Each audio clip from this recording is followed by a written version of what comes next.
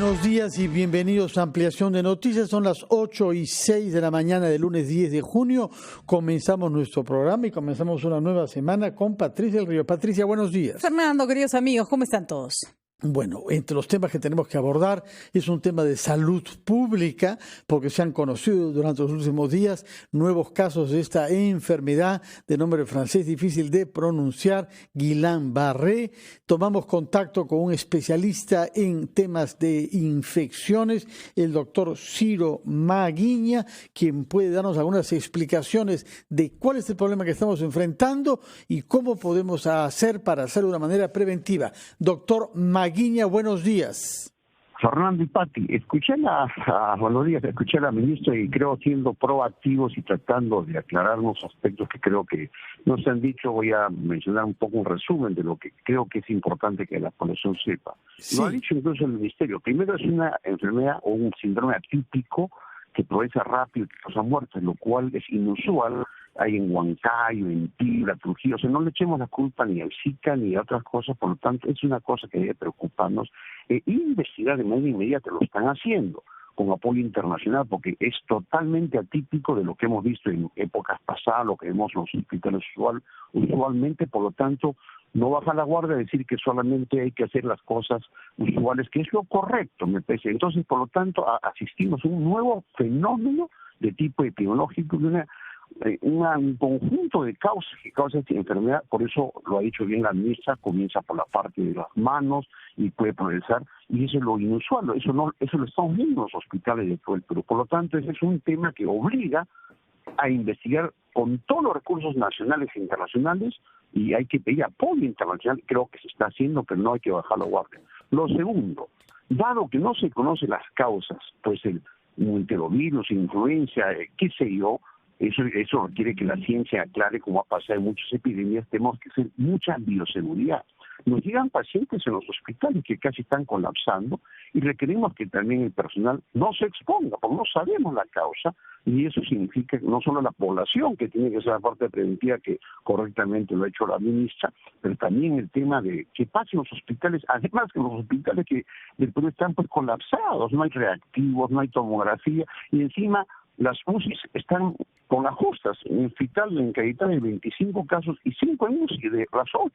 Y si esto continúa, el tema se puede agravar. Por eso hay que hacer un plan de contingencia, previendo un escenario en que no solo sea estas 5 ciudades, sino sean 10 o 20 ciudades, y eso sería pues más grave. Por lo tanto, creo un pedido que hago como ex decano del Colegio Médico, queremos preparar un plan de contingencia, como pasó en el H1N1 con el cólera. No esperar que colapse el sistema para recién actuar, y creo que es un pedido racional que hacemos a las autoridades del seguro, MINSA, a la parte privada. Hay un hecho que quiero denunciar ahorita, aprovechando este programa, que hace unos días una clínica privada llegó un paciente con este síndrome y el seguro privado no cubría para la plasmaféresis. Es increíble que seguros privados un tema no cubran porque no está estipulado. Eso no debe ser, incluso eso fue, y lo informamos a la señora ministra, que debe corregirse frente a un tema tan grave que causa muertes y no conocemos la causa. Por lo tanto, creo que ese es el aspecto tercero que quería comentar. Y el último es que hay un solo comando. Me parece que acá no hay muchos mensajes, porque cada uno se dispare. A veces se dispara en las regiones, con buena intención lo hace mucha gente, porque un solo comando da un solo mensaje y actuemos pues con mensajes proactivos, propositivos, para que esta forma rara, típica, que progresa rápida, sea pues lo mejor controlada en las próximas semanas o meses. Ojalá que pronto se controle. No lo veo. El panorama es un poco preocupante, y por eso, en nuestra calidad de especialista del tema y conociendo los temas de salud pública y las regiones, creo que hay que actuar proactivamente con un comando único y que busquemos las causas y no bajemos la guardia. Y es importante para los colegas del personal de salud que hagamos bioseguridad, porque no sabemos cómo se contagia. Si bien podemos prevenir con las vacunas, con la higiene de las manos, con hervir las comidas, todo lo que se hizo en el cólera en H1N1, pero lo otro también es preocupante. Pero estamos asumiendo entonces, doctor Maguiña, que esto puede ser contagioso. No, en este momento la enfermedad históricamente no es contagiosa. No es contagiosa, Uno efectivamente. adquiere, lo que pasa es que no sabemos los agentes, Pati, ¿Y qué puede pasar? Capaz algunos por las heces se eliminan hasta 2-3 semanas. No conocemos. Entonces, para la población hay que decir que no es contagiosa porque obviamente no estamos en una epidemia ni una pandemia.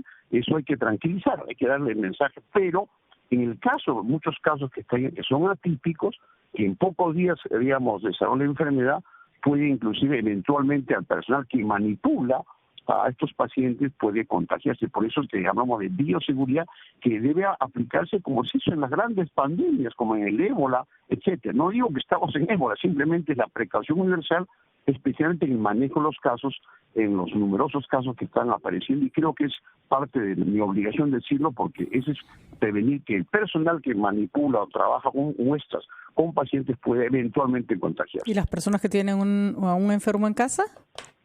También, por eso decíamos, en el caso, mantengan la higiene adecuada, usen el alcohol, el desinfectante, la higiene. Si tengo un paciente sospechoso, también en casa tengo que hacer las normas de bioseguridad mínima, ponerse una mascarilla, que es barata, la común y corriente, y el lavado de manos, como hicimos en la época del cólera, todo debido cuando hay un caso sospechoso, porque de esa manera evitamos que en la casa alguien eventualmente podría adquirir. Lo que pasa, Pati, es que esto no se contagia como una epidemia, o sea, solo algunos, felizmente, algunos, después de una enfermedad A, B o C, después de semanas van a ser de esta forma o típica o atípica. Por eso es que sería grave pues que sea una epidemia como H1N1 que era de fácil contacto. Sino en el caso que hay un caso sospechoso, en la casa también aplicar la bioseguridad, que es barato y fácil que se pueda hacer. Doctor Maguiña, nos está diciendo uno que no se sabe cuáles son las causas. Dos, que el año pasado, en esta misma época del año, el cambio de clima, sobre todo en la costa, hubo un foco importante en Trujillo, pero esta vez se trata de 5 localidades, Trujillo y 2 más de la costa norte, más Lima y Junín. ¿Cuáles son los primeros síntomas, cuáles son los primeros indicadores de que se puede estar frente a esta enfermedad para que las familias actúen cuanto antes, puesto que usted dice que lo más importante es tener una actitud preventiva y rápida? Casualmente la señora ministra, ratificando lo que ha señalado, como es atípico, como los casos que se han visto ahora en estas semanas, comienza con hormigueo en los miembros superiores, es decir, el paciente no puede agarrar la taza, las cosas usuales, y eso en 1, 2, 3 días, de que hay una debilidad, pierde la fuerza, y de ahí comienza a bajar, es la forma descendente, es la forma que se está describiendo en gran parte del Perú, y también hay la forma ascendente, que es la debilidad en las piernas, que también comienza a no poder caminar, no poner sus zapatos y por lo tanto puede progresar. Y lo peligroso de estas dos formas, la típica es que va a parálisis respiratoria y eso requiere ventiladores y el paciente puede fallecer. Por lo tanto, cualquier debilidad mínima, hormigueo, en 2 o 3 días después de haber tenido semanas antes una gripe, una diarrea o una enfermedad que le causó un malestar, debe sospecharse y no ir a una posta o un centro, porque ahí no están los especialistas, y directamente los hospitales que los hay, donde ahora hay especialistas y tienen que ir más especialistas para diferenciar y no confundir con otras enfermedades que se pueden confundir. Pero esos son los síntomas, Fernando, ahora en este brote, especialmente en estas 5 áreas, y ojalá que se quede ahí. Mi impresión que esto puede progresar, por eso hay que prevenir en todo el Perú este brote atípico y la alerta sanitaria que ha hecho el... Una de las peores escenarios, doctor, cuando uno va a una clínica, a un hospital a atenderse sin saber lo que tiene, es que lo que le detecten sea una enfermedad autoinmune, porque los médicos no saben muy bien qué hacerse con ella, saben que la mayoría de las autoinmunes no tienen un tratamiento especial, hay que esperar un poco que el cuerpo se ordene, hay gente que vive con autoinmunes toda su vida y el Guillain-Barré entra dentro de esta categoría. Además, los tratamientos entendemos que son sumamente caros. Así es. Pero hay más autoinmunes ahora que nunca. Hay algo. ¿Qué está pasando con nuestros cuerpos? Buena pregunta, Pati. Mira, se calcula que 2/3 de los casos en el mundo por este síndrome se conocen causas infecciosas, las que se ha comentado. Muchos son virus y bacterias. Ajá. Hay un grupo que ya no son estos, que son el lupus, que es una enfermedad autoinmune. Así es. Gente con linfoma Hodgkin, gente incluso trasplantada o gente con quimioterapia. Felizmente esos casos de Guillain-Barré asociados a esos enfermedades son pocas y raras y excepcionales. Inclusive en el Perú, el famoso Zika, que ya está en fase retirada, tampoco hemos tenido lo que pasó en la Polinesia Francesa y en otros países. Por lo tanto, sí, los pacientes inmunosuprimidos, eventualmente tipo lupus, podrían hacer esta complicación, pero viviendo lupus en el Perú hemos tenido casos excepcionales, por lo tanto nos debe tranquilizar. Incluso el caso del VIH, que también es una enfermedad inmunodepresiva, que también hay pocos casos, felizmente, ¿no? Doctor Maguiña, ¿cuán importante puede ser a título preventivo promover que nos lavemos las manos cada vez que tocamos cosas que no sabemos con qué se han frotado? Sí, mire, esa medida que tú señalas, Fernando, debe aplicarse ahora que tenemos esta enfermedad inusual, como hemos señalado, y especialmente cuando uno tiene, pues, manejando pacientes con enfermedades respiratorias o gastrointestinales. Hoy día, si alguien está con tos, no debería incluso al trabajo, porque imagínate a alguien que tiene tos y gripe, acá van contagiando, y obviamente alguno de esos después pues esta enfermedad. Por lo tanto, no ir al trabajo 2-3 días o usar una máscara, como hacen en Japón. La gente tiene su resfrío y va con su mascarita. Esa mascarita evita millones de contagios en el mundo, una cosa sencilla y barata que uno debe aplicarlo en los colegios, la gente que está resfriada, que es en esta época donde obviamente los cambios climáticos aparecen muchas enfermedades respiratorias, incluyendo la influenza, que felizmente hay vacuna, y la han hecho, vacúnese, que respalde esa posición, que es importante también, porque influenza podría eventualmente dar también esta forma del Guillain-Barré. Y en un sentido más amplio, doctor Maguiña, obviamente cuando se dan estos casos, algo está pasando con nuestros sistemas inmunológicos. Ya puede ser que hayan sido debilitados por estar expuestos largamente a virus o a bacterias o sabe Dios. Pero hay una tendencia mundial a la automedicación, a tomar antibiótico por cualquier cosa, a automedicarse sin saber si lo que uno está tomando es lo que necesita, a no dejar a veces que el cuerpo resuelva solo algo que puede resolver. ¿Esto podría estar incidiendo a largo plazo en manifestaciones como esta? No, felizmente el tema de la resistencia antibiótica es otro problema más grave, incluso peor que esto. ¿Peor? Obviamente esto es lo que... No, es peor. La epidemia de resistencia antibiótica, Pati, se calcula que en 2050, si no actuamos en forma preventiva, va a matar 10 millones de personas en el mundo. Fíjate, el tema antibiótico y resistencia, lo que tú señalas, es otra cosa peor. Eso sí es una desgracia, en este momento en el mundo. Ok, felizmente no está ligado al tema que estamos tocando.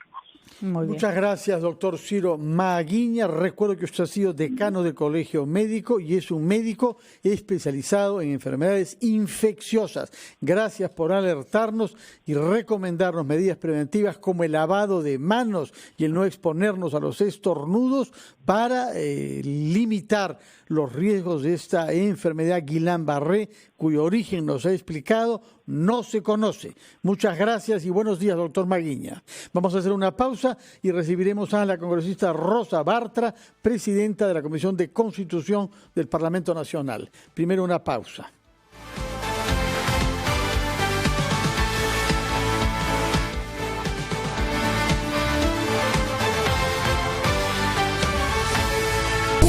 Radio Corazón presenta la voz que cautivó a toda Hispanoamérica. Amaya Montero en Lima, celebrando 22 años de carrera y lo mejor de La Oreja de Van Gogh. 19 de junio, Centro de Convenciones María Angola. Entradas a la venta en Teleticket de One y Metro. Amaya Montero en Lima, gracias a Quijada Concerts.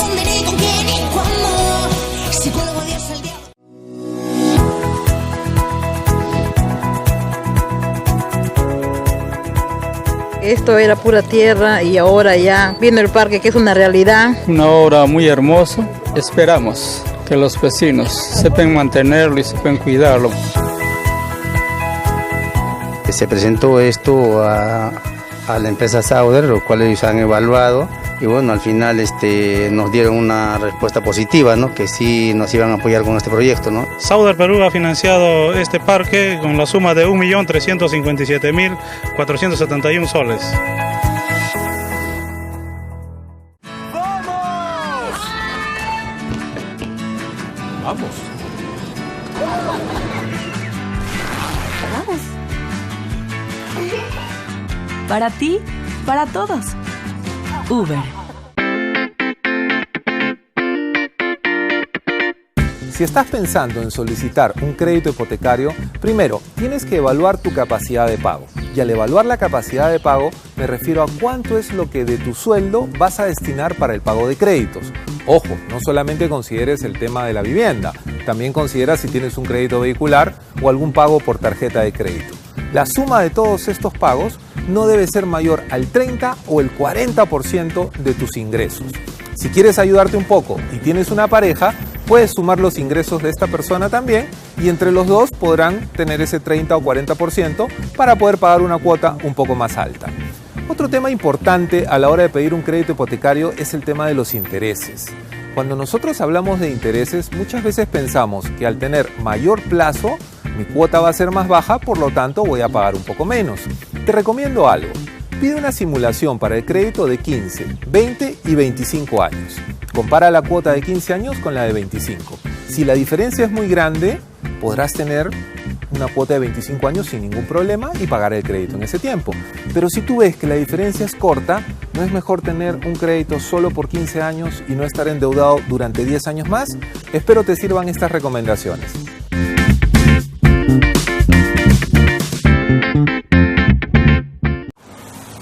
No sabes.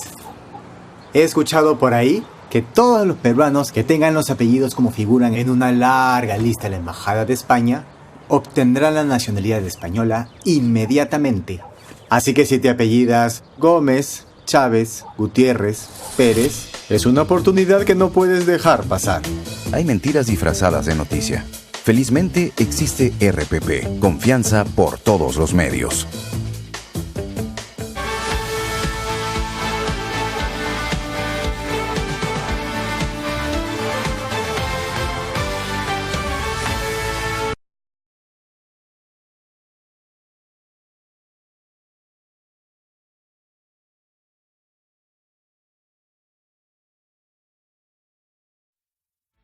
La popular presidenta de la Comisión de Constitución, que esta semana tendrá que analizar algunos de los proyectos presentados por el gobierno y sin duda solicitar que se prolongue la legislatura que en principio termina este viernes. Pero antes de hablar sobre ese tema de fondo, que es la razón por la que le hemos invitado, en tanto que representante de La Libertad, y creo que habiendo tenido una experiencia personal en su propia familia con Guillain-Barré, quisiera que nos hable, por favor, sobre lo que sabe usted de esta enfermedad. Sí, yo saludo la declaratoria en emergencia de las regiones que están afectadas. La prevención y ahorita ponerle atención a la detección temprana puede salvar vidas. Ya van 4 muertos. Yo sí tengo una experiencia personal lamentable. La hija de mi hermano falleció con Guillain-Barré siendo muy pequeña, menos de 2 años, y literalmente la forma como este síndrome va matándolos de a pocos en sentido ascendente es realmente terrible. No podemos permitir una sola pérdida de vida más. Si hay signos de alarma, inmediatamente comunicarlos. Si es que hay una detección temprana, esto es absolutamente reversible. El problema es cuando esto progresa y puede llegar al aparato respiratorio o al corazón. Entonces ya hay muerte por paro respiratorio, por paro cardíaco, y creo que en pleno siglo XXI no podemos permitirnos la pérdida de vidas humanas. Yo le hago un homenaje a mi sobrinita en nombre de la prevención el día de hoy. Claro que sí. Lamentamos lo que nos dice naturalmente hace muchos años, ¿no? Porque quiere decir que es una enfermedad que nos ronda hace muchísimo tiempo, ¿no? Sí, por supuesto. Un aspecto que me gustaría resaltar, congresista, y que creo que tenemos que hacer una invocación, es el Estado. Nos está explicando la ministra de Salud que el tratamiento es sumamente caro y el Estado está poniendo a disposición de todas las personas que estén enfermas el tratamiento. No solamente es caro en el momento en el que hay el síndrome. Si es que la persona sobrevive, que debemos apuntar a eso, la recuperación es costosísima porque además implica un tratamiento de fisioterapia y medicación junto con la para laboral que tiene la persona que realmente, y el compromiso de la familia. Porque hay algunos que dejan secuelas incluso irreversibles. Entonces, acá alerta, prevención, detección temprana, comunicación temprana y el despliegue del Ministerio de Salud que tiene que estar a donde hay un brote. Y también Ministerio de Trabajo y atención también a la Superintendencia de Banca y Seguros, porque ya nos reportaron algunos casos de seguros privados que no quieren cubrir es que la secuela y el tratamiento de la secuela es bastante largo. Pero para uno para su seguro para algo, ¿no? Entonces, si el Estado está cubriendo, los seguros privados creo que tienen que, porque no conocen la enfermedad, no deben evadirla, menos que expresamente en alguna cláusula, que lo dudo, esté señalado que no van a cubrir esa enfermedad, ¿no? Este es un buen momento, Patricia, Fernando, para hablar de aquellos problemas que ocurren post-eventos como este. Por ejemplo, los accidentes cerebrovasculares, que dejan secuelas terribles y que ya nadie atiende. Así es. Que ya nadie atiende. Y en realidad la estadística es enorme. Esa es una desgracia, es una catástrofe familiar lo que ocurre cuando tú tienes un paciente que tiene secuela post-derrame cerebral, como le dicen, ¿no?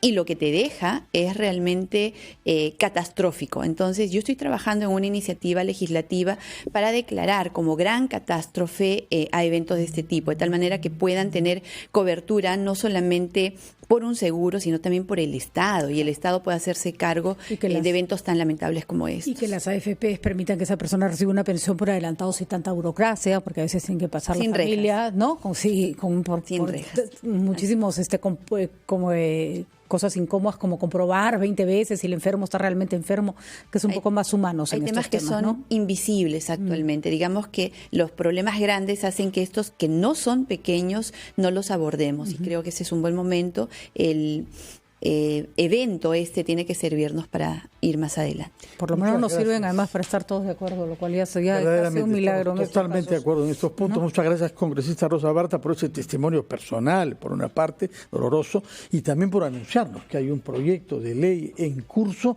para que el Estado asuma responsabilidades frente a esta enfermedad de la cual, como nos ha explicado, es difícil defenderse.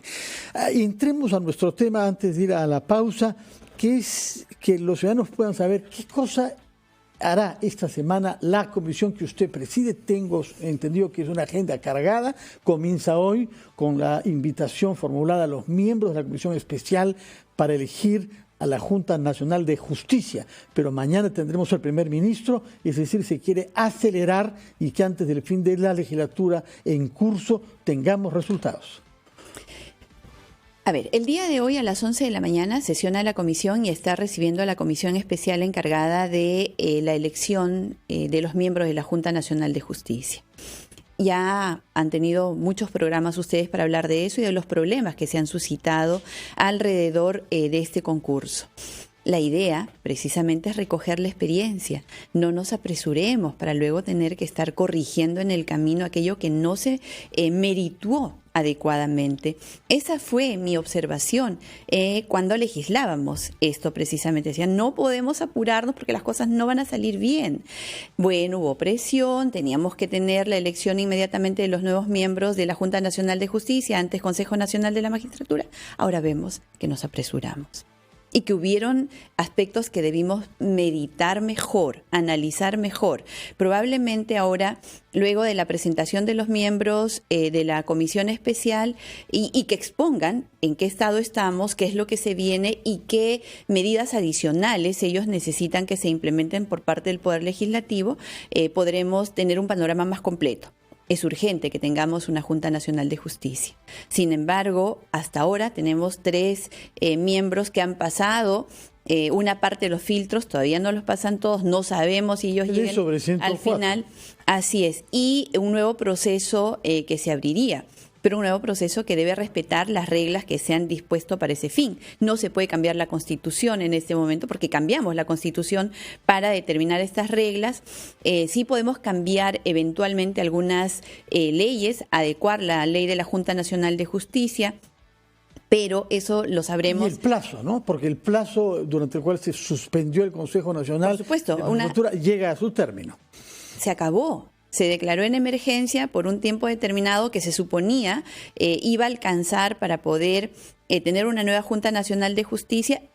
Advertí también que ese plazo deberíamos alargarlo porque todo hacía prever que no iba a ocurrir. Tuve, para variar, un cargamontón en ese momento, ya me estaba adelantando. Bueno, pues algo hemos aprendido en este tiempo y algo nos permite advertir sobre el terreno, sobre lo que puede pasar. El punto es que el diagnóstico expuesto por sus miembros lo tendremos el día de hoy a las 11 de la mañana. Estaremos viendo a las 11 entonces cómo avanza la reunión con los 7 miembros de la Comisión Especial. Y el día de mañana... Hacemos una pausa, se nos permite. permite para hablar sobre mañana, porque sabemos que mañana es el primer ministro Salvador del Solar que hablará con ustedes sobre cómo llevar adelante la reforma que ha sido aprobada con el voto de confianza del Gabinete del Solar precisamente. Hacemos una pausa y retomamos la entrevista con la congresista Rosa Bartra.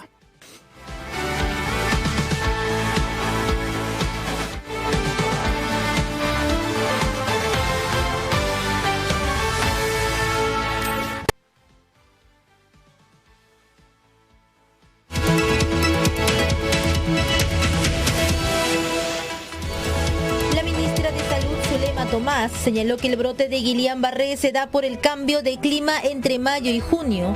Aseguró que el síndrome no es contagioso y su tratamiento es completamente gratuito.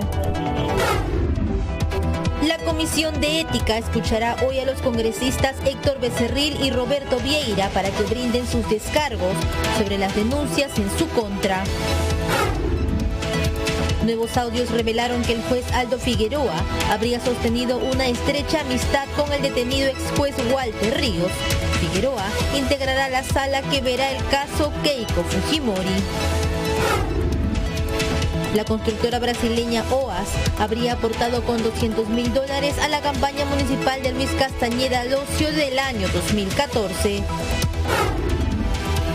El ministro de Justicia de Brasil, Sergio Moro, habría coordinado con un fiscal del caso Lava Jato para conspirar en contra del expresidente Lula da Silva y evitar que ganara la presidencia en el 2018. La selección peruana cayó goleada 3-0 ante Colombia en el Estadio Monumental en su último amistoso antes de la Copa América.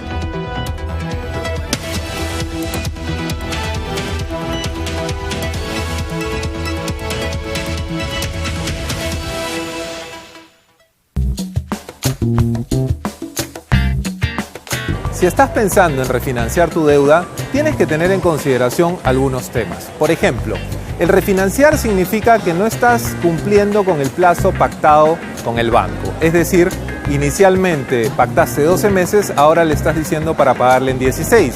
La institución financiera está obligada a reportarte de una manera negativa ante una central de riesgo. Pasarás de calificación normal a una calificación de cliente con problemas potenciales. Una opción para esto es que tú puedas vender tu deuda a otra institución del sistema financiero.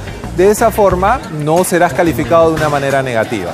Si se trata de una tarjeta de crédito en la cual vienes haciendo el pago revolvente, es decir, el pago mínimo indispensable, puedes hacer lo mismo. Puedes venderlo también a otra institución y poder ahorrarte un dinero en los intereses que estás pagando.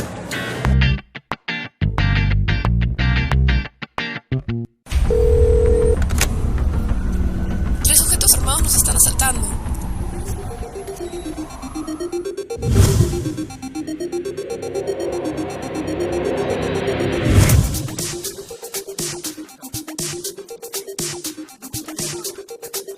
Cuando estés lejos de sentirte seguro, contacta al Rotafono, la línea de ayuda más efectiva.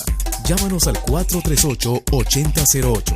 Contáctanos a nuestro WhatsApp 951-431-013 o encuéntranos en Facebook y Twitter usando el hashtag Rotafono.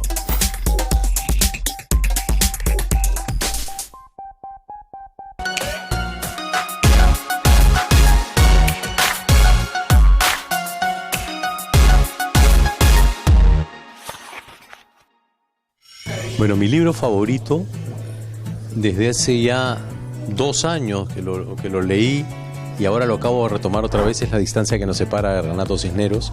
Es la primera vez que leo un libro que hable con tanta calidez, con tanta verdad de una relación de padre e hijo. Y eso no lo hablamos mucho, por lo menos los peruanos.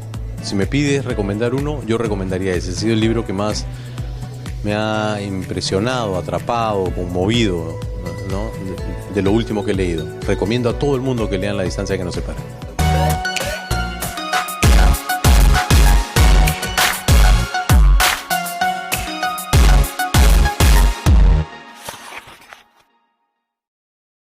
Disfruta la mejor colección de novelas clásicas en audio ahora en RPP Player. Entra a rpp.p, busca mi novela favorita, dale clic y listo. 15 obras de la literatura clásica con los comentarios del premio Nobel Mario Vargas Llosa. Mi novela favorita. RPP Player. Pon el tiempo en tus manos.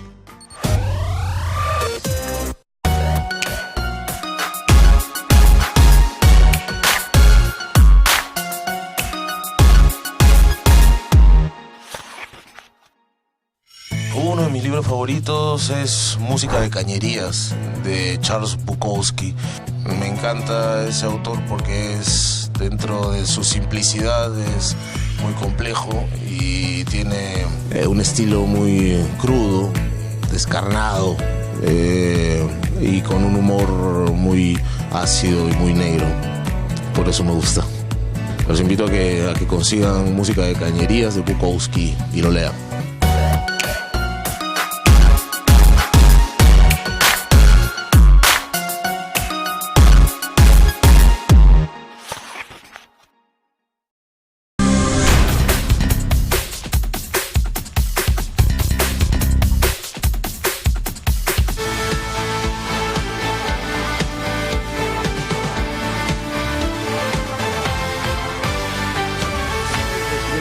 Miembros de la comisión especial que debe coordinar la elección de los miembros de la Junta Nacional de Justicia, comisión presidida por el defensor del pueblo Walter Gutiérrez.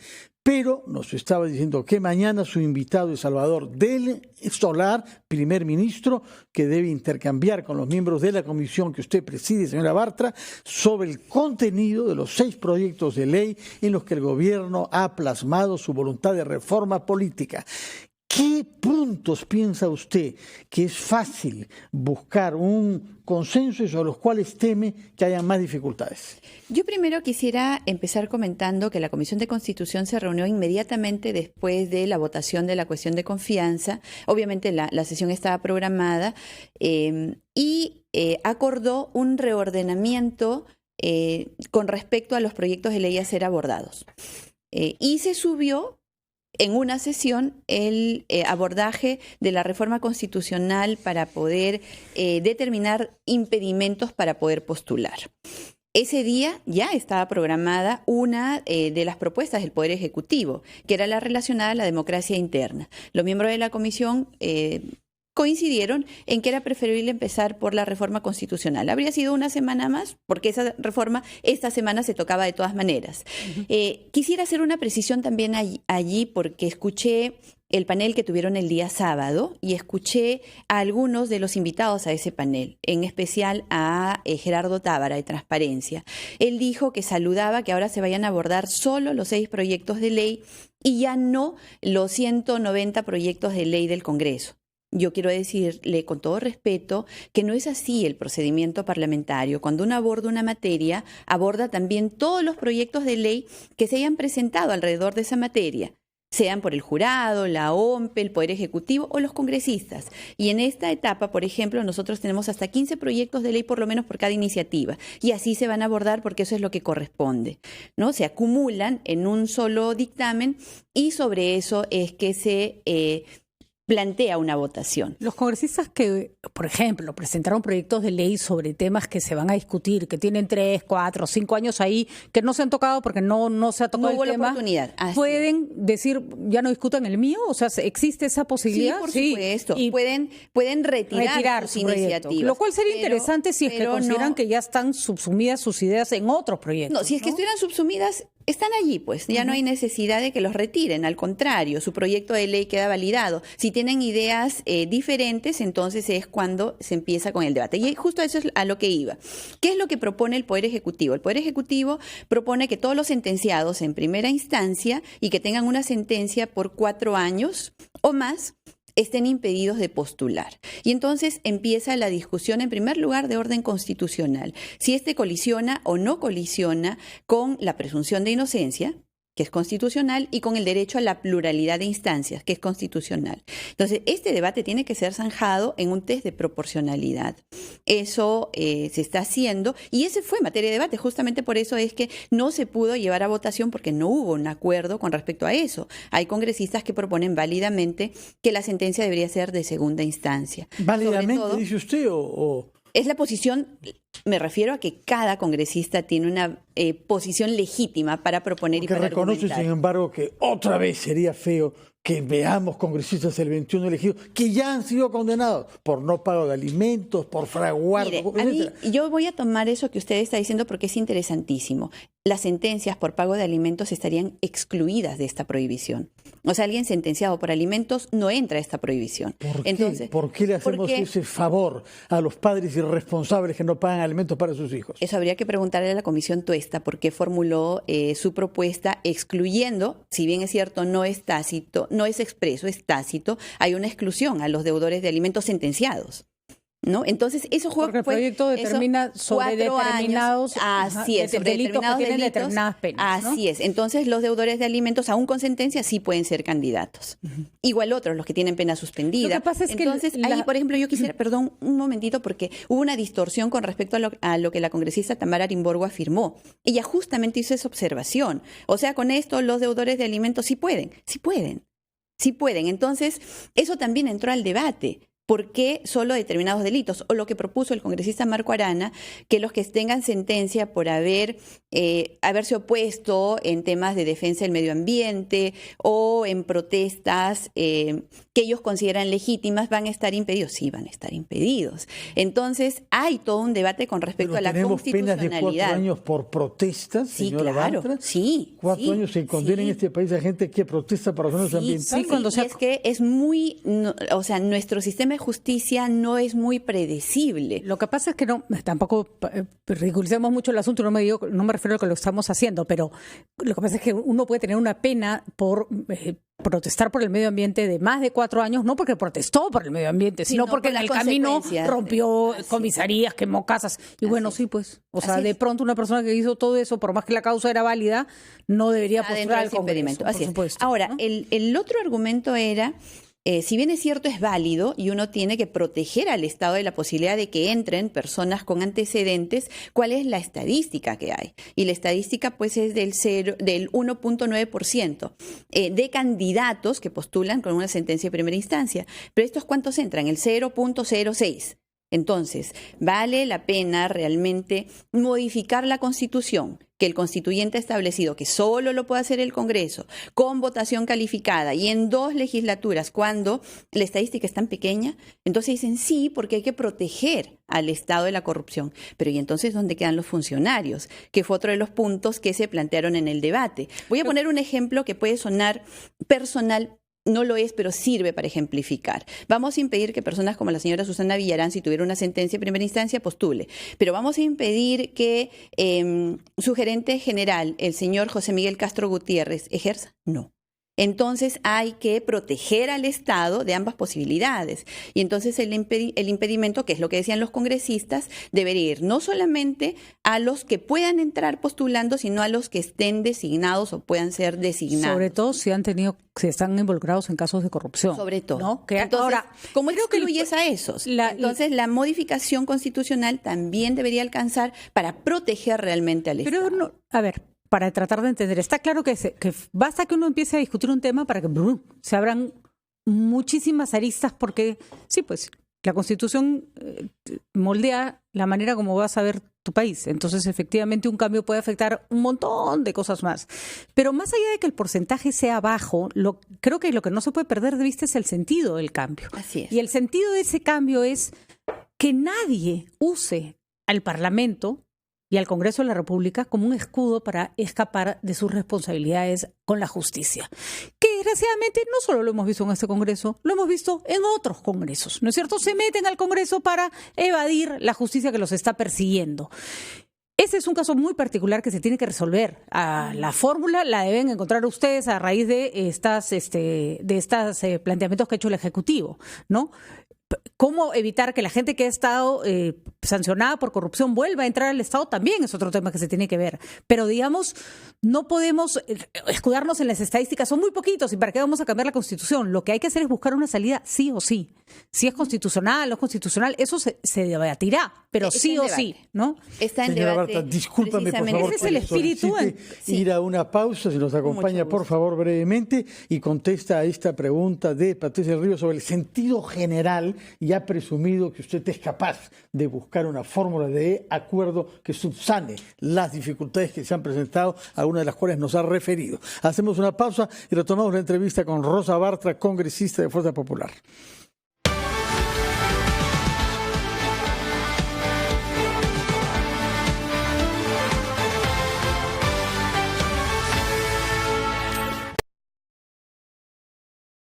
Un día como hoy llega gracias a Universidad Continental, la universidad de la Cuarta Revolución Industrial, con el ecosistema digital más completo para el aprendizaje.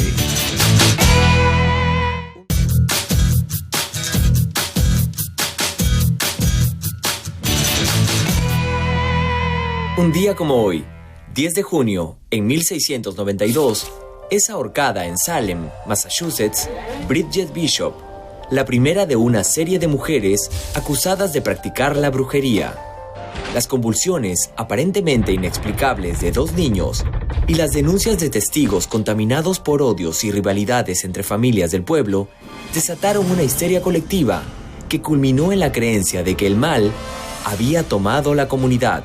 Varias personas fueron acusadas de tener un pacto siniestro con el demonio, 19 de las cuales fueron ahorcadas como consecuencia de esta peligrosa combinación de intolerancia, extremismo religioso, ignorancia e irracionalidad. Más de un siglo más tarde, un día como hoy, en 1861, fallece José Cayetano Heredia, importante promotor de los estudios médicos en el Perú.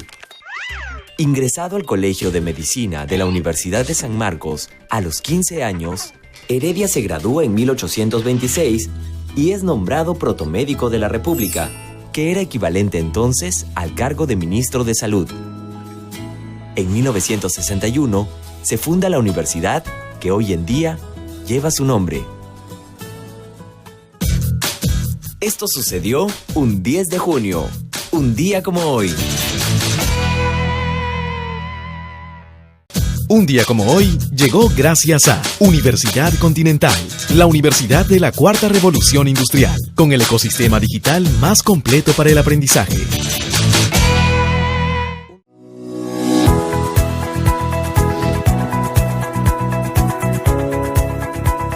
Esto era pura tierra y ahora ya viendo el parque, que es una realidad. Una obra muy hermosa. Esperamos que los vecinos sepan mantenerlo y sepan cuidarlo. Se presentó esto a la empresa Sauder, lo cual ellos han evaluado, y bueno, al final nos dieron una respuesta positiva, ¿no? Que sí nos iban a apoyar con este proyecto, ¿no? Sauder Perú ha financiado este parque con la suma de 1.357.471 soles.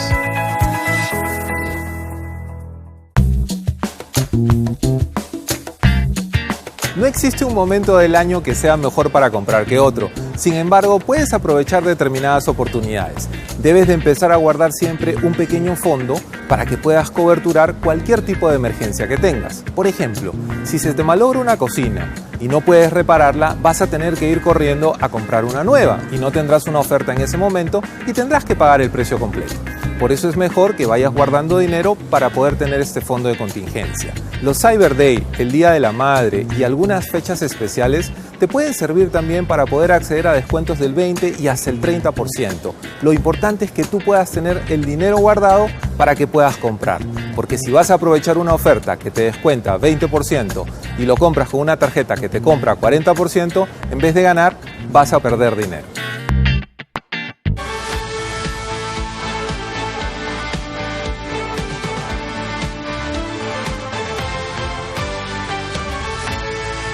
Si su partido político puede impulsar que se respete el sentido de la reforma, más allá de las dificultades técnicas, algunas de las cuales nos ha usted mencionado, y estoy seguro que la lista es infinita, pero cuando hay una voluntad, sí hay una solución.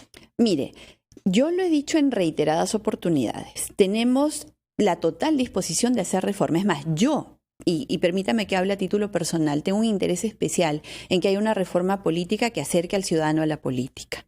Que más peruanos quieran hacer política y que entiendan que este es el espacio desde el cual hay que dar la pelea para construir un país mejor. Lo he hecho desde que entré al Congreso. Yo he suscrito el proyecto de reforma del Código Electoral. Lo he suscrito el 2016. He participado plenamente en esto. Estoy contenta de hacer este trabajo. Pero de ahí a decir y asumir el compromiso de van a respetar la esencia. En primer lugar, que eso no existe constitucionalmente. En segundo lugar, que esa esencia está planteada originalmente por un grupo respetable de personas, pero que de ninguna forma se pueden convertir en poder constituyente como para imponer un sentido. Y eso, naturalmente, tiene que ser entendido en su contexto, no es una negativa.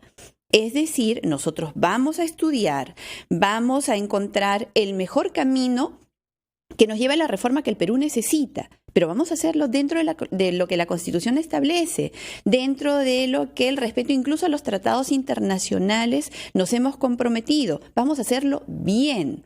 Y para eso no se necesita imponer. ¿Y en el tiempo debido o ese bien supone prolongar esta discusión hasta las calendas griegas? Venimos discutiendo esto en sesiones que van hasta de 4 veces por semana, cuando solo deberían ser una, desde el inicio, Fernando. Creo que las muestras de trabajo las hemos dado completamente. Quienes se negaron a acudir al Congreso para poder encontrar consensos fueron los miembros del Poder Ejecutivo. Recordará usted al presidente yendo a decir, nosotros no vamos a conversar. Y luego presentan una Quedaron chocados, es cierto, de que una de las iniciativas hubiese sido enviada al archivo sin siquiera permitir un debate en el Pleno. No puede pasar a debate en el Pleno si es que es archivada en la comisión. Y no lo archivó, yo le agradezco además que ponga el tema, porque no lo archivó Rosa Bartra. Como dicen, Rosa Bartra mandó al archivo. No, señor, fue discutida a lo largo de 4 sesiones, fueron muchísimas horas de debate, fueron 5 especialistas los que acudieron, fue el ministro de Justicia a sustentar. Y luego de eso, no Rosa Bartra, sino la comisión, y fueron 5 bancadas las que votaron. Y su grupo Fuerza Popular tiene ahí un peso determinante, ¿no? Tampoco nos haga creer que usted es ahí una persona neutra o incolora, lejos de eso, ¿no? No, no lo soy congresista de la República y por lo tanto tengo derecho y deber de tener posición. No es una comisión investigadora como la que tuve, en la que yo sí tenía deber de neutralidad. En este caso yo no solamente tengo derecho, sino también deber de posición. Pero no fue Fuerza Popular solamente quien envió el archivo. Acción Popular, Alianza para el Progreso, la bancada de Contigo, que todavía existía en ese momento. Entonces no digamos pues que fue Fuerza Popular o peor su presidenta la que envió el archivo. Y eso se hizo tras un largo debate, no un debate express, como se malinformó a la población. Entonces, digamos, si eso no me gusta, y no solamente se cerró el tema ahí, sino que dijimos, ningún congresista que tenga un proceso iniciado antes podrá ser protegido de forma alguna, y establecimos plazos perentorios con responsabilidad si es que no se daban, pero ni siquiera se permitió ya avanzar en ese debate. Lo que pasa, congresista, es que, por ejemplo, cuando usted pone el ejemplo, que no es malo, de por qué vamos a impedirle a la señora Villarán postular, pero vamos a permitir que el señor José Miguel Castro entre a la administración pública. Lo cierto es que el señor Castro, si el día de mañana tiene otro juicio, lo cogen del cogote y lo vuelven a meter preso. Pero la señora Villarán, si postulara, imaginemos, al Congreso de la República y tiene algún proceso abierto o alguna sentencia en primera instancia, a la hora que esa sentencia se vuelve definitiva, existe la posibilidad de que se escude en la inmunidad parlamentaria, porque la inmunidad parlamentaria no está hecha para eso, pero se ha usado para eso. La inmunidad se ha usado para que el señor Donaire, que usted podemos decir que la sentencia no era firme, que faltaba que se manifestara la Suprema, lo que usted quiera, pero todos los que estaban involucrados en el caso con él, todos estaban presos, menos él. A él no se le podía meter preso. Se sabía que se iba a confirmar la sentencia. El señor Donaire entró al Congreso sin sentencia. Pero con una investigación muy avanzada. Pero investigación al fin, no era sentencia. Tampoco estaría impedido con esta reforma constitucional. ¿La inmunidad le alcanza? No. La inmunidad de proceso no le alcanzó porque su proceso avanzó, lo sentenciaron en primera, lo sentenciaron en segunda. ¿De qué fue lo único que lo protegió? Fue de la inmunidad de arresto, pero por la demora del Poder Judicial para poder sentenciarlo.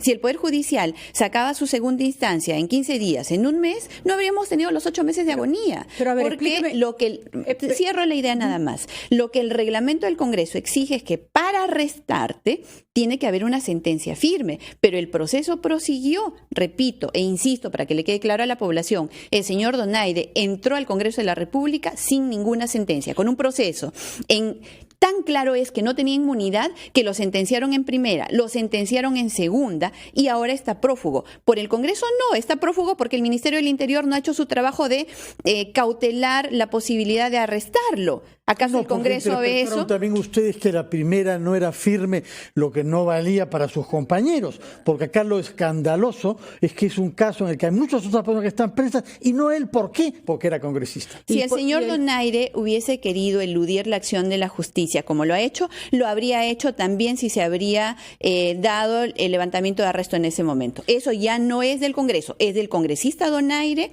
y es de los operadores que no actuaron a tiempo para poder arrestarlo. Y Nostroza, Donaire, ellos se han escapado no por el Congreso, sino por el Poder Ejecutivo. Vamos a ponernos en su lógica para tratar de entender. Usted dice, el señor Donaire se mete al Congreso, hay una sentencia firme y las reglas, tal cual como están, no permiten que el Poder Judicial se lo lleve arrestado. Justamente, congresista, justamente lo que se está pidiendo es que esas reglas, tal cual como están, dejen de estar así, para que ustedes no le echen la culpa al Poder Judicial, sino puedan decir, mire señor, la verdad que sí, este señor, un poco rochoso que esté acá se lo dejamos, ¿no? Usted haga con él lo que considere conveniente, que es meterlo preso como metió preso a los otros miembros del gasolina. Y esas reglas, ¿no? Todas esas reglas, eso es lo que se pide que cambie. Que no requieren cambio constitucional, ya están en la propuesta de cambio del reglamento del Congreso. Es que si no se elevan a rango constitucional, y esa es la preocupación, y no le digo que sea fácil la solución, es que el día de mañana, ¿usted sabe con qué facilidad se cambia un reglamento del Congreso? Un reglamento del Congreso se puede cambiar con días de anticipación para que no afecte a una persona. Ustedes quisieron cambiar el reglamento del Congreso, pero incluso para determinar sobre qué cosas se podía hacer cuestión de confianza o no. Esa es una buena pregunta. Y el Tribunal Constitucional, ¿no?, tuvo que decir, así no. Entonces, claro, uno necesita que esa prohibición esté en un lugar que no puede ser utilizada políticamente. Por eso se pide que se eleve a condición de constitucional. Correcto. Justamente conversamos... No nos hable sobre el reglamento, por favor, el tiempo es brevísimo. Sobre la inmunidad, es sobre la inmunidad. Y breve porque queremos hablar del solar. Correcto. Para entrar a un debate de cambio constitucional sobre la inmunidad, no puede estar acotado a un solo alto funcionario que tiene inmunidad. Una reforma constitucional es integral y entonces tendríamos que entrar al debate de la inmunidad presidencial, que sí es una inmunidad que te bloquea contra absolutamente todo. La inmunidad que tienen jueces supremos, fiscales supremos, la inmunidad que tiene el defensor del pueblo, el Tribunal Constitucional. No puede ser un debate aislado porque se trata de la Constitución. Y creo que debemos entrar a ese debate porque nadie en el Estado peruano, absolutamente nadie, puede estar protegido por delitos cometidos antes de ejercer un cargo. Y es importante, pero el problema es que cuando el Congreso... Lo que pasa es que hemos elegido una piñata malvada, pues no, el Congreso cae mal, es impopular, entonces es más fácil decir solo él, cuando en realidad tenemos, por ejemplo, el presidente de la República que tiene ya un pedido de acusación, no de investigación, de acusación, y al fiscal se le ha dicho, ¿sabe qué, señor? Espere un ratito, el presidente tiene inmunidad y no se le puede acusar, así usted ya ha probado. Yo solo le recuerdo, señora Berta, este es un debate constitucional y el debate constitucional no puede ser